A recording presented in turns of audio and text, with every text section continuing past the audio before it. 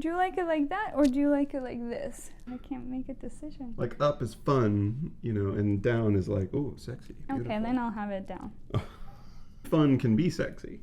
It's that weird, We accidentally made cold mint tea. We were going to try to use mint leaves to infuse the mint ice cream with a green color. But it turns out when you grind mint leaves, they make a poopy green. Yeah.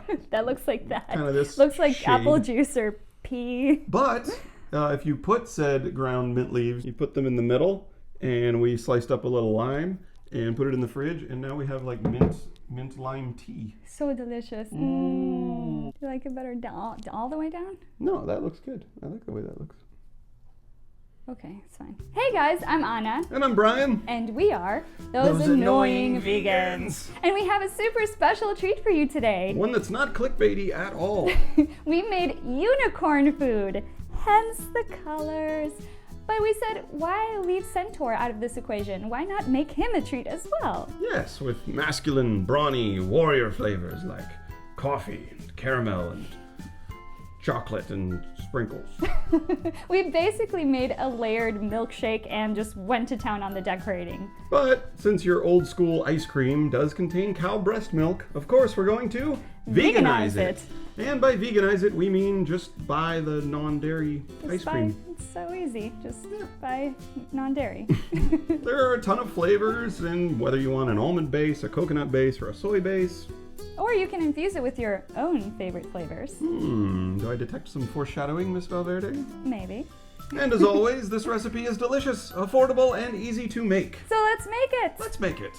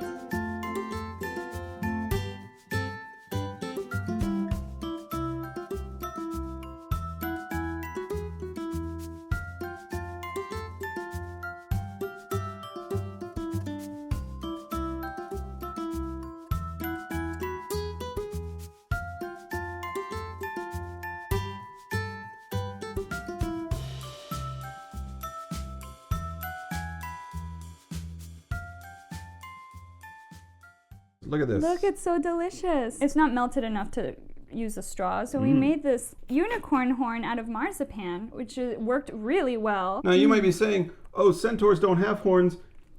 Hold on, my friend. There have been many, many different illustrations of centaurs. Some of them have ram's horns for some reason, even though they're half man, half horse. That's kind of what we were going for here. Again, with the marzipan. Wow, mine tastes really good. Caramel coffee, ice cream, mint ice cream, chocolate ice cream. We got mango sorbet. The middle one was strawberry, but we added raspberries to make the color more vibrant pink. And then the bottom one is vanilla, but we added blackberries to make it purpley. A key thing to remember is if you want the layered look, A unicorn, though. If you want the layered look, put it in the freezer in between layers. Otherwise, our first attempt, which is still cool, it looks galactic. Swirly Milky Way-esque. Those are blueberries. We tried blueberries at first, thinking that the color would be a little darker, but it wasn't really. So use blackberries. Yeah, if you haven't tried these chocolate Twizzlers, they're pretty good. They're actually really good. I thought I wasn't gonna like them. Oh my gosh.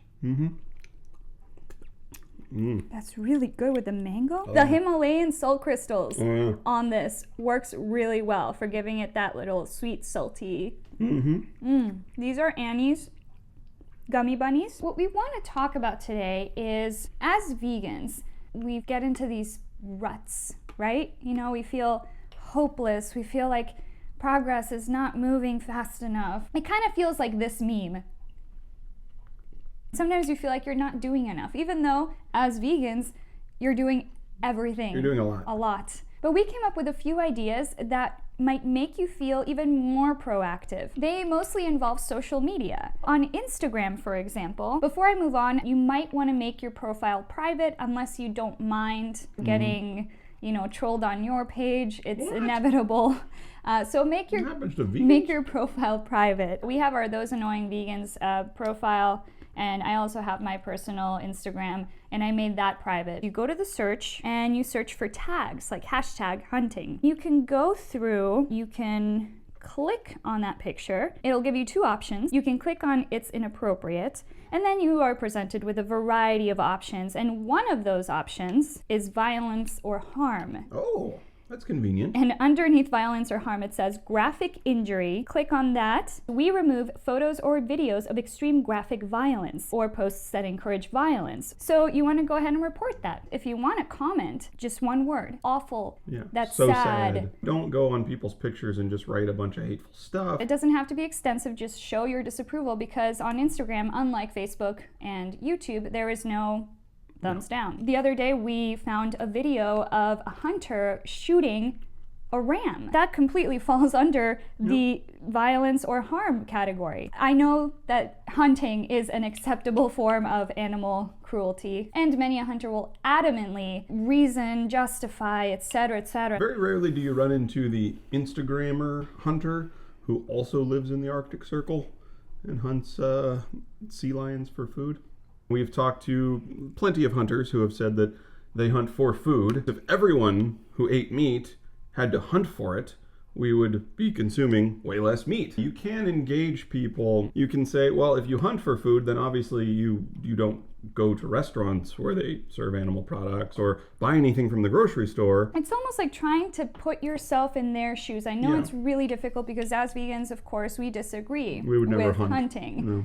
But it helps to sort of try to see where they're coming from. It's almost like the people who argue against veganism using the Bible or God. Then you can be like, well, do you think God approves of what we're doing to these animals? And see where the conversation goes. And it's important to learn about the other side, so we can also equip ourselves with how to argue our side. And ask questions. Ask questions. Don't argue, ask questions. Yeah, that's important. When someone asks you a question about veganism, doesn't that make you feel good? And you want to answer. You know what everyone's favorite topic to talk about is?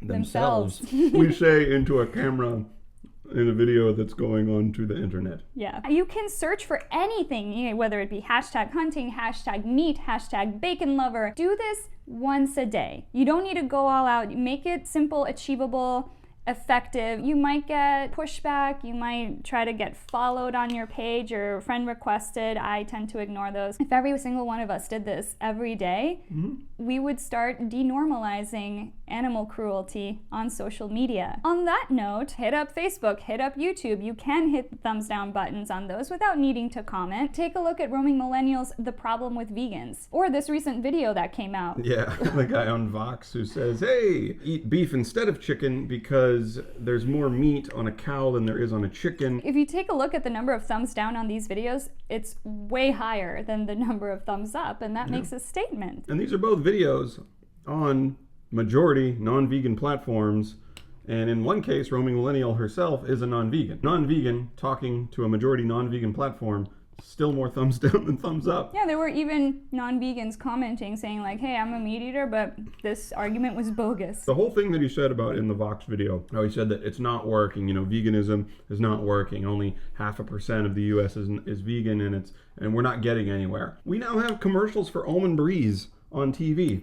And commercials for non-dairy butter, and the fact that cheese sales are down, milk sales are down. And this guy just hit a rut, the kind of rut we're trying to help you out of. There are also articles online. We found an article that was trying to help people with the problem of hens eating their own eggs, which, as we've said many, many times before, that is a perfectly natural behavior. But in this article, it is a behavior that must be quelled. 2 of the solutions they offered were 1, debeaking the hen, or 2, killing it. If you look here, you can rate this article 1 to 5 stars based on how helpful it is.